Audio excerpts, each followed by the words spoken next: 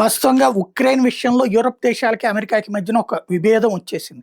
అమెరికానేమో తక్షణం ఉక్రెయిన్‌ని ఓడగొట్టినా సరే, దాన్ని అంతవరకు వదిలేయమని. అంటే రష్యా ఆక్రమించుకున్న డొనెట్స్క్ ప్రాంతం పూర్తిగా తీసుకొని ఏదైతే లుహాన్స్కీ, జపోరిజియా, ఖెర్సన్ ప్రాంతాల్లో రష్యా ఆక్రమించుకున్న ప్రదేశాన్ని వదిలేసేసి, అక్కడ ఉన్నటువంటి మిగతా 20% భూభాగంలో ఉన్నటువంటి ఉక్రెయిన్ సైన్యాన్ని కూడా వెనక్కి తీసుకొని, ఇక్కడితో యుద్ధం క్లోజ్ చేసేయాలన్నటువంటి ప్రెషర్ చేస్తోంది. జెలెన్స్కీ మీద ఆ ప్రెషర్ చేస్తోంది. జెలెన్స్కీ కూడా తప్పని పరిస్థితుల్లో అంగీకరిద్దాం అనుకుంటున్నా, తనని రేపొద్దున ఉరేస్తారా, లేకపోతే తరిమేస్తారా, లేకపోతే తన్ని తరుముతారా అర్థం కావట్లేదు. అందుకని అతను యూరప్ దేశాల సాయం అడుగుతున్నాడు. ఎందుకంటే రేపొద్దున అమెరికా అతనికి ఏమి షెల్టర్ ఇవ్వదు.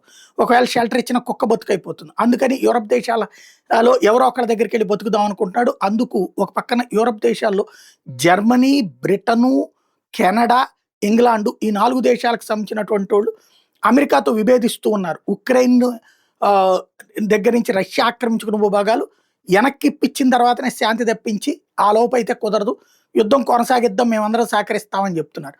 దానికనినే ఇప్పుడు తాజాగా ఆ దేశాలతో సంబంధాలు కట్ చేస్తున్నది అమెరికా. నాటో మీటింగ్ కూడా ఎలా మానేశాడు Rubio. At the same time జర్మనీతో ఇప్పటిదాకా minute to minute communication, Ukraine విషయంలో ఏమేం జరుగుతుందో ఇచ్చేటటువంటి అంశాలని ఇప్పుడు మానేశారట. ఈ విషయాన్ని జర్మనీనే అధికారికంగా ధృవీకరిస్తోంది. జర్మనీకి సంబంధించినటువంటి ఎవరైతే డిఫెన్స్ మినిస్ట్రీనే, జర్మనీ డిఫెన్స్ మినిస్ట్రీనే ఎక్స్ప్లెయిన్ చేస్తోంది.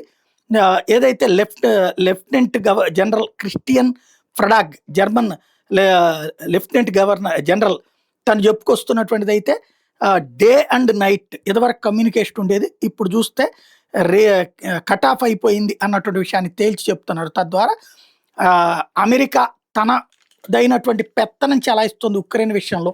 చివరికి యూరప్ దేశాలు కూడా నమ్మట్లేదని తేలిపోతుంది.